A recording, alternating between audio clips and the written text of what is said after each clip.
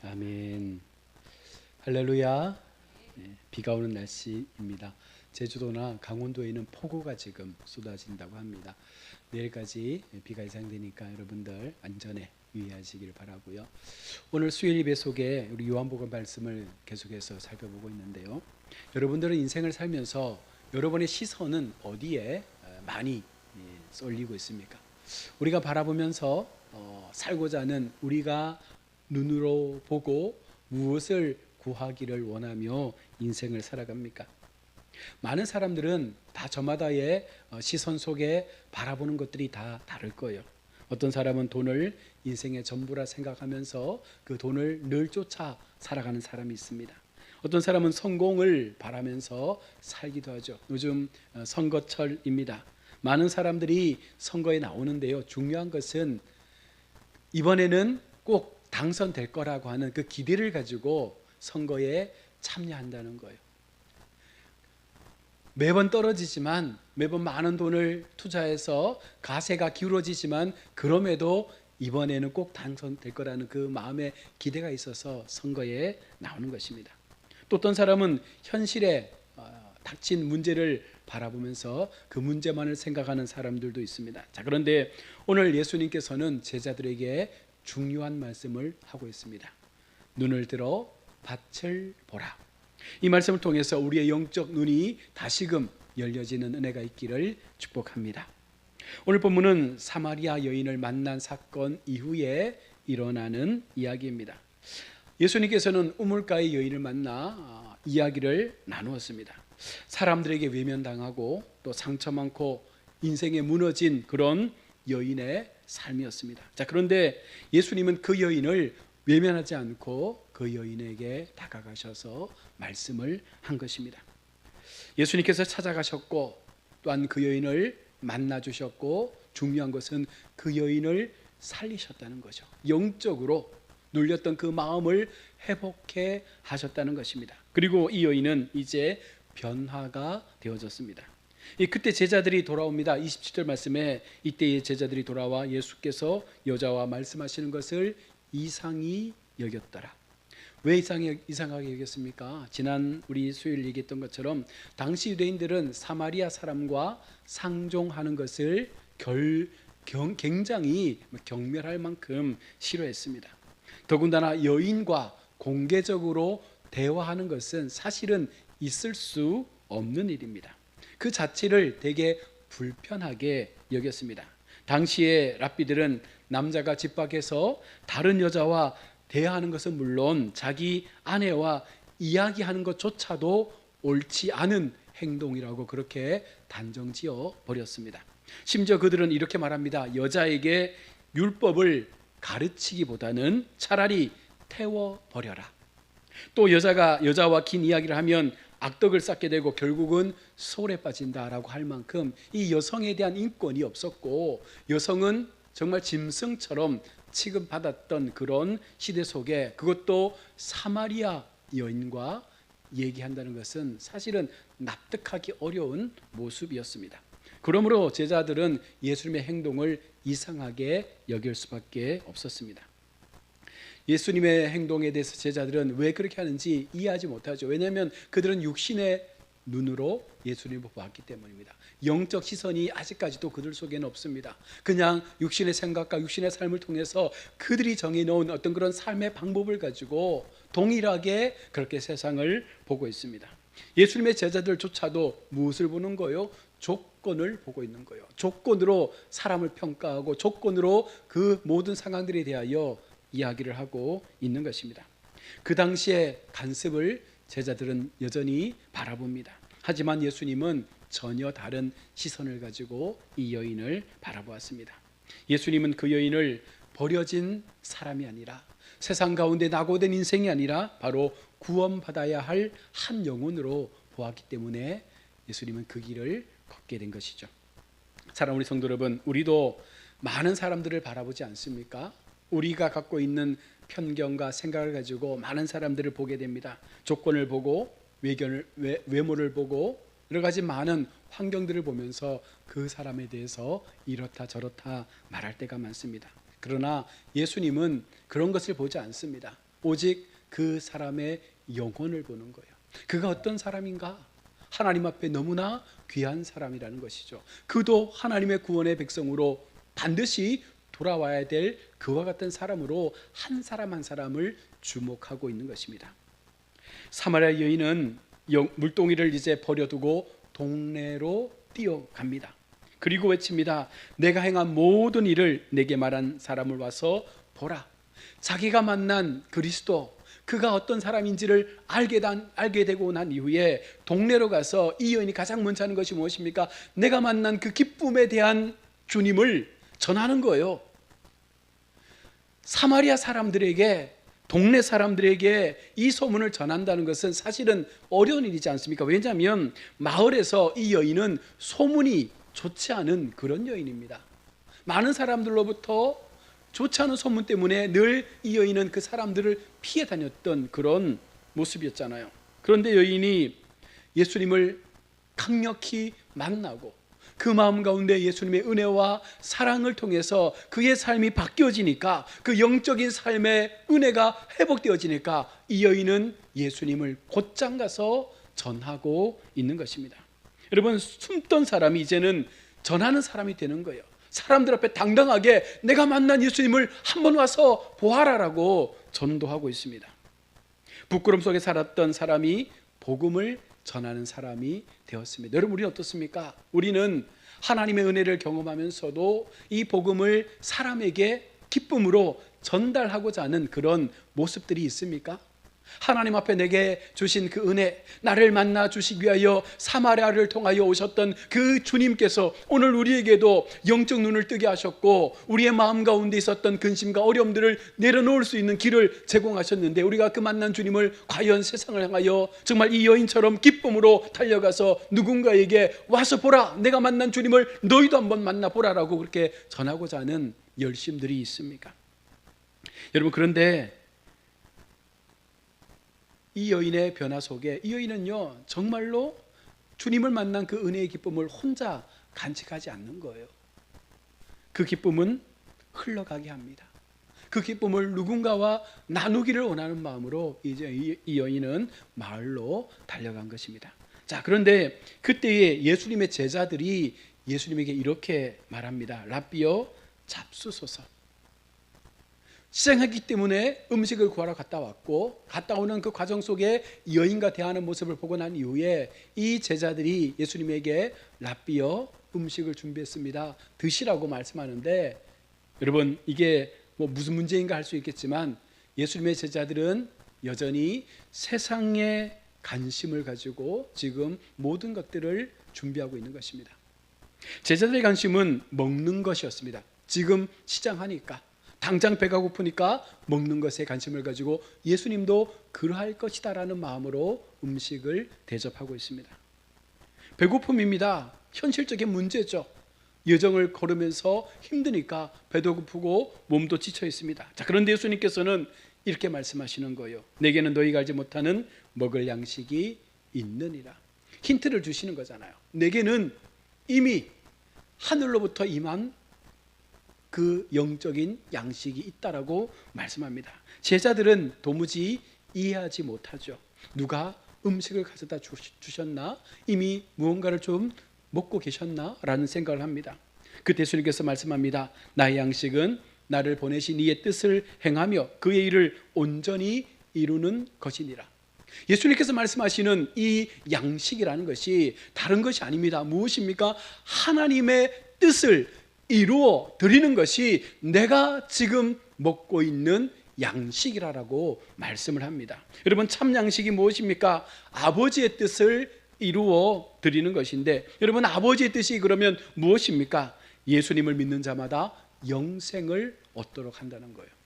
다시 말해서 우리가 만난 예수님을 우리가 세상 가운데 전해서 그들이 하나님께로 돌아올 때 우리가 생명의 양식을 계속해서 우리 마음 가운데 충만하게 채울 수 있는 영적 기쁨의 역사들이 나타나게 된다는 것입니다. 예수님의 기쁨은 하나님의 뜻을 이루는 것이었습니다. 인류가 구원의 길 가운데 세워져서 한 영혼이라도 더 하나님의 구원 앞에 그들이 돌아오는 그 기쁨을 얻는 것을 생명의 양식이라 말합니다. 바로 영혼을 살리는 것. 여러분, 그것을 통해서 우리의 영이 살질 수 있도록 그렇게 예수님께서는 그 삶을 선택한 것이죠. 사랑하는 우리 성도 여러분, 우리는 무엇으로 만족하며 살아갑니까? 돈, 성공, 편안함, 많은 것들이 있겠죠. 물론 이것이 우리의 삶에 있어서 중요한 부분들입니다. 그러나 예수님 말씀하십니다. 진짜 만족은 하나님의 뜻 안에 있다.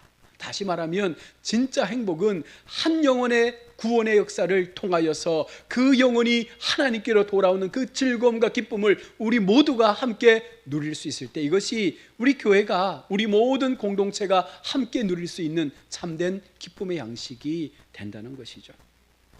한 선교사님의 이야기를 들은 적이 있습니다.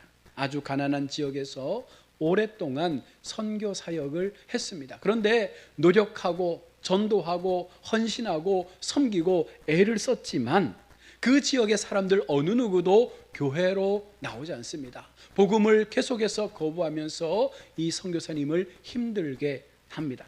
자, 그런데 이 선교사님 마음 가운데 여기까지인가 보다 포기하고 싶은 마음도 생기고, 더 이상 이곳에서 이 선교 사역을 한다는 것이 너무나 인력에 대한 낭비요, 재원에 대한 낭비요, 이것은 사실은 가치 없는 것 같아. 몇 년을 쓰고 있는데 한 영혼도 전도하지 못한다. 이것은 참 무언가 문제가 있는 것 같다. 자, 그렇게 하면서 포기하고 싶은 마음이 생겼습니다. 자, 그런데 어느 날 한 아이가 다가와서 선교사님에게 이렇게 말합니다.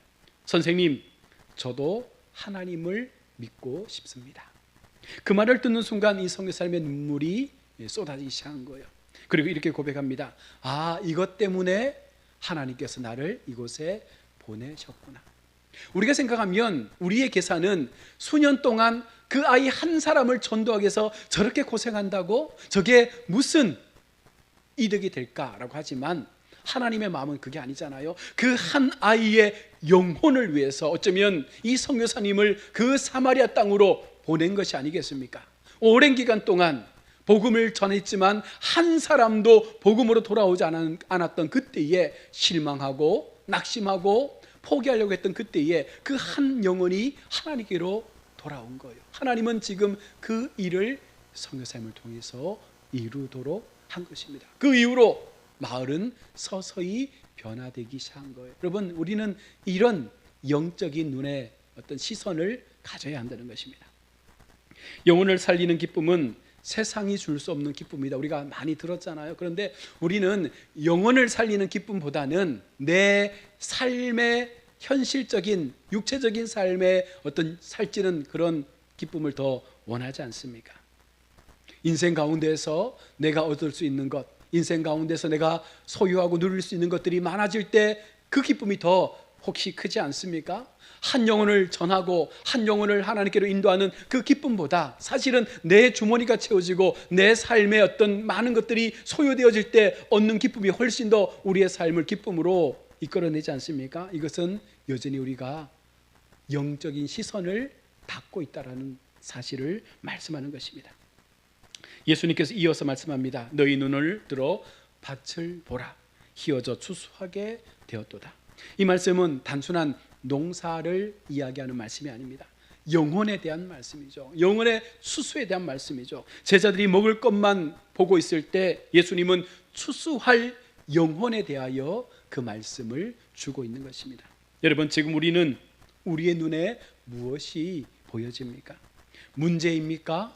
현실의 상황입니까? 아니면 하나님께서 우리 가운데 허락하여 주신 돌아와야 될 그 영혼들에 대하여 우리의 시선이 열려 있습니까? 교회는 건물이 아닙니다. 영혼을 살리는 공동체의 연합입니다. 그래서 여러분, 이 교회를 통해서 하나님은 한 생명 한 생명 하나님 앞에 영적인 은혜의 삶으로 돌아올 수 있는 곳으로 교회를 세우셨습니다. 예수님 말씀하십니다. 눈을 들어 밭을 보라. 즉 시선을 바꾸라는 거예요. 지금까지 제자들이 먹을 것을 가지고 여기에 집중했다면 이제는 시선을 돌려서 하나님께서 이 땅 가운데 추수할 수많은 영혼들이 있는 저 세상, 저 밭을 바라보고 그들 가운데 얼마나 많은 영혼들이 하나님 앞에 준비되어 가고 있는지를 돌아보고 그들에게 시선을 고정하라는 것입니다. 다시 말하면 우리의 관심을 바꾸라는 거예요. 우리의 삶의 방향을 바꾸라는 거예요.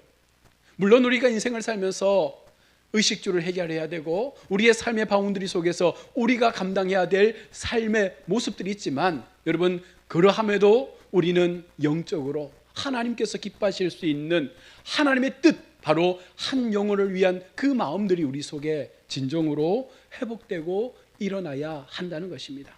이 사마리아 여인을 예수님을 만나고 난 이후에 가장 먼저 한 것이 전하는 것이었습니다. 그가 만난 기쁨이 얼마나 컸던지 즉시로 마을로 돌아가서 예수님을 전하는 거예요. 너희도 그냥 와서 보라는 것입니다. 다른 말 하지 않습니다. 내가 만난 주님이 그리스도인데 너희도 와서 그 그리스도를 보라는 거예요. 여러분, 더 이상 복음에 살이 붙이지 않습니다. 그냥 여인은 내가 만난 그 주님에 대하여 내가 얼마나 기뻤던지 너희가 와서 한번 보면 좋겠다라고 그 말씀을 하고 있는 것이죠.